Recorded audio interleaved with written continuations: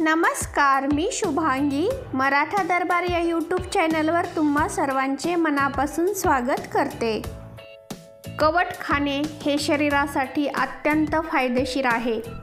याच कवठाची चटणी खूप छान आणि चटपटीत होते। तोंडाला पाणी सुटेल अशी ही रेसिपी आहे, तेव्हा व्हिडिओ शेवटपर्यंत नक्की बघा।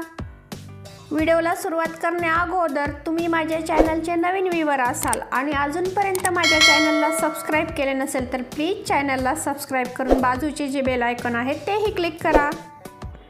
चटणी बनवण्यासाठी कवठ हे पिकलेलंच घ्यायचं।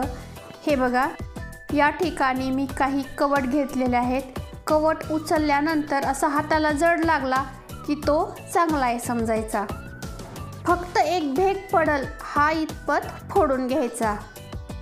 हे बघा, तुम्ही बघू शकता, या पद्धतीने हा फोडून घ्यायचा। पूर्ण फोडायचा नाही, फक्त एक त्याला भेग जाईल इतकाच हा फोडून घ्यायचा। यानंतर हा कवठ गॅसवर सर्व बाजूनी भाजून घ्यायचा। कवठ भाजताना कवठाला एक भेग पाडल्यानंतरच कवठ भाजायचा, नाहीतर हा कवठ उडू शकतो। भाजल्यामुळे कवठाच्या चटणीची टेस्ट ही खूप छान येते। सर्व बाजूनी फिरून हा कवठ भाजून घ्यायचा। तुम्ही बघू शकता, काही वेळाने हा कवठ असं जाळ पकडायला लागतो। कोणत्याही बाजूनी फिरवला तरी हा जाळ पकडायला लागतो। त्यावेळेस गॅस बंद करून हा कवठ काढून घ्यायचा। हा कवठ पूर्णपणे थंड झाल्यानंतरच हा फोडून घ्यायचा।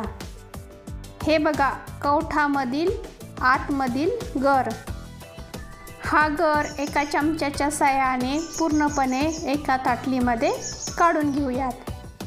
तुम्हाला जर आवडत नसेल तर तुम्ही यातील बियाही काढून टाकू शकता, पण मी या बिया अशाच ठेवणार आहे, कारण या बियामध्ये प्रोटीनचे प्रमाण खूप असते। आता वाटीचं प्रमाण घेऊन हे बघा, एक वाटी गर निघाला आहे। जेवढा गर निघाला तेवढा गूळ घ्यायचा।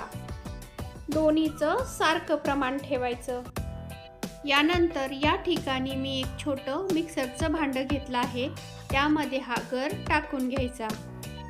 लगेच यावर गूळही टाकून घ्यायचा। गूळ हा फोडूनच घ्यायचा। आता यामध्ये मी एक चमचा लाल तिखट टाकून घेणार आहे। तिखट हे तुम्ही तुमच्या आवडीने कमी जास्त करू शकता। त्यानंतर यामध्ये एक चमचा भाजलेले जिऱ्याची पूड टाकून घेणार आहे आणि चवीनुसार मीठ आणि थोडंसं काळं मीठ टाकून झाकण लावून हे मिक्सरला फिरून घ्यायचं। हे मिक्सरला वाटून घेतलंय, आता उघडून पाहूयात। हे बघा, मस्त अशी आंबट गोड चटणी तयार झाली।